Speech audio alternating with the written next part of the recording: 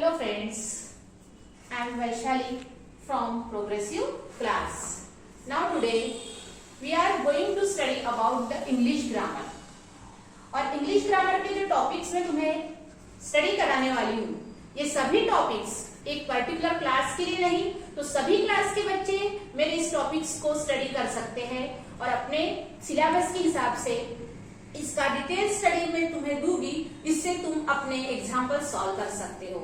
ये जो भी सेंटेंसेस में तुम्हें पढ़ाने वाली है, जो भी टॉपिक में तुम्हें पढ़ाऊंगी, ये सभी टॉपिक्स स्टैंडर्ड 5th से लेके तो 10th, 11th, 12th competitive exams के सभी स्टूडेंट्स इस टॉपिक की डिटेल इंफॉर्मेशन के लिए अपने स्टडी में यूज कर सकते हैं और यही सभी टॉपिक्स आपको अपने सिलेबस के हिसाब से हमें देना है। तो टॉपिक है द सेंटेंस। ये जो टॉपिक है सबसे इंपॉर्टेंट टॉपिक है, ग्रामर का सबसे पहला टॉपिक है। A sentence is a group of words written in proper order. The proper order of words gives it complete sense. Sentence का मीनिंग होता है कि शब्दों का सही समूह, और शब्दों का समूह ये प्रॉपर ऑर्डर में होना चाहिए। और ये सभी सेंटेंसेस जो बनते हैं वो अगर प्रॉपर ऑर्डर में होंगे तो उसका एक कंप्लीट सेंटेंस बनता है। तो इसीलिए सेंटेंस एक ग्रुप ऑफ वर्ड्स होता है, एक प्रॉपर ऑर्डर ऑफ वर्ड्स होता है। तो जैसे कि read the following below. 7 days there are in a week. These are the 7 days there are in a week. But this sentence doesn't make any sense. Why? Because this sentence has no proper words. But this sentence is like this: there are 7 days in a week. So the first group of words doesn't make any sense, but the second group of words makes sense.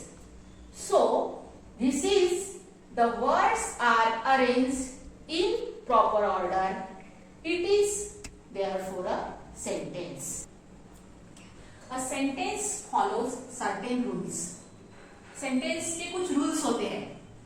Just the words in a sentence must be arranged in a proper order. जो words होते हैं sentence के, उन्हें proper order में arrange करना होता है। The words in a sentence must be arranged in a proper order. And a sentence should make complete sense. Sentence में complete sense होना चाहिए। Complete sense means a complete meaning. And it should begin with a capital letter. और कोई भी sentence एक capital letter से ही start होता है।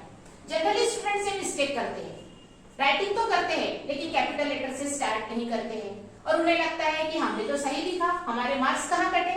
लेकिन यही छोटी छोटी सी मिस्टेक्स जो होती है ग्रामर में, मिस्टेक्स जो हमारे मार्क्स को कम कर देती है। इसीलिए स्टूडेंट्स कैपिटल लेटर से हर सेंटेंस को स्टार्ट करना चाहिए। And then it should end with a full stop, question mark और एन एक्सक्लेमेशन मार्क। अब हर सेंटेंस, जो सेंटेंस के टाइप्स हम जो आगे लेंगे उससे तुम्हें पता चलेगा कि कहाँ किस सेंटेंस में फुल स्टॉप दिया जाता है, किस सेंटेंस में क्वेश्चन मार्क दिया जाते हैं या किस सेंटेंस में एक्सक्लेमेशन मार्क्स दिए जाते हैं। तो हर सेंटेंस का अपना एक एंड पॉइंट होता है जो फुल स्टॉप से, क्वेश्चन मार्क से या फिर एक्सक्लेमेशन मार्क से वो सेंटेंस एंड होती है। And then it should contain a verb, और इसमें हर सेंटेंस में वर्ब कंटेंट होता ही है। विदाउट वर्ब तो कोई सेंटेंस नहीं बनेगा। वो कोई भी लैंग्वेज हो, मराठी हो, हिंदी हो, इंग्लिश हो, हर लैंग्वेज में वर्ब के बिना कोई भी सेंटेंस नहीं बनता है। और verb is a very essential thing, and so every sentence contain a verb, and so you should understand the rules of sentence. Okay? Look at these sentences below. The dog ran across the field.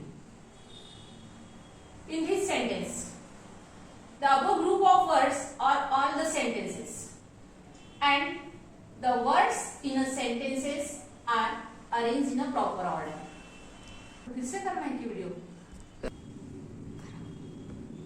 देखो, the dog ran across the field, ये जो sentence है इसमें dog या sentence में subject and ran is the verb across the field. तो इसमें देखिए ये वर्ब रैन, तो without verb sentence can't be completed. So the dog ran across the field. तो ये जो सेंटेंस है ये प्रॉपर ऑर्डर में है, इसमें एक सेंस है। तो ये सेंटेंसेस जो है begin with a capital letter, the dog, the is the capital letter. Next sentence is the who won the match yesterday, who won the match yesterday, and question mark, because this sentence is interrogative sentence, WH interrogative question, who won the match yesterday, so we get here question mark। Second sentence में हमने question mark लिया है क्योंकि ये question है, question पूछा हुआ है, who won the match yesterday। And then third sentence is the how beautiful the sky is, how beautiful the sky is। इसमें कोई सेंटेंस को हम जैसे कि express our thoughts, express our feelings, and then this type of sentences is called the exclamatory sentences, and this is the exclamatory sign in last। So the above group of words are all sentences। ये सभी जो sentences है, ये सभी group जो words के group है इन्हें सेंटेंसेस कहा जाते हैं, और ये words in the sentences are arrange in proper order, और ये सभी वर्ड्स जो है सेंटेंसेस के एक प्रॉपर ऑर्डर में अरेंज किए हुए हैं, एंड इसमें एक सेंस बनता है, सेंस यानी मीनिंग बनता है, इसीलिए इसको सेंटेंस कहा जाता है। And they begin with a capital letter. देखिए सभी सेंटेंस कैपिटल लेटर से स्टार्ट है, द डॉग का the, who, how, and then contain verb। सभी सेंटेंसेस में तुम्हें वर्ब दिखाई दे रहे हैं। फर्स्ट सेंटेंस का वर्ब कौन सा है, ran। Second sentences verb is won, second sentences verb is won, and third sentence is the verb is। Then they end with a full stop. First sentence जो है उसका एंड फुल स्टॉप से हुआ है, because this is the assertive sentence, declarative. Second sentence is the end with question mark, and third sentence is exclamation mark। So these are all the different types of sentences। Types of sentences। First is the declarative sentence, that is called also assertive sentence। साधा वाक्य कहते हैं जिसे, विधानार्थी वाक्य। Second is the interrogative sentence। Interrogative sentence means questions, something asked, questions, WH questions, yes no type questions। And third is the imperative sentence, जिसमें हम order करते हैं, कमांड करते हैं, कभी रिक्वेस्ट करते हैं, कभी किसी को हम एडवाइस करते हैं। ये सभी सेंटेंसेस जो होते हैं जिसे हम imperative sentence कहते हैं।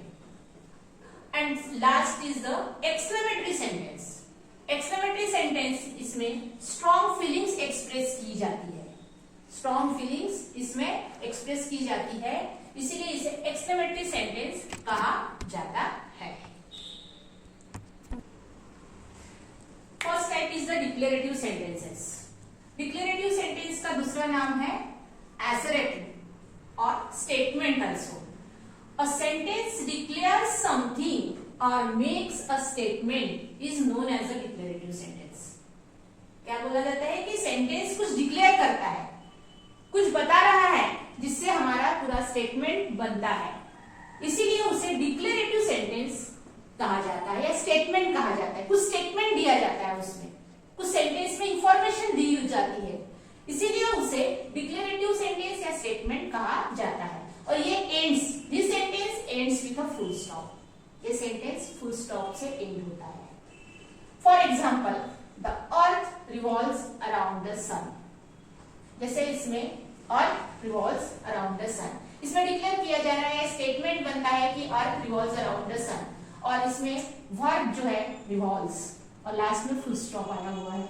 The girls were dancing gracefully. The girls, were dancing gracefully. तो यानी इसका स्ट्रक्चर बनता है, इसका स्ट्रक्चर जो बोला जाता है, इसका स्ट्रक्चर बनता है subject plus helping verb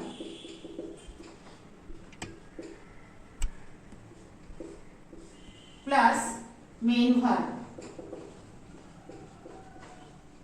plus object plus complement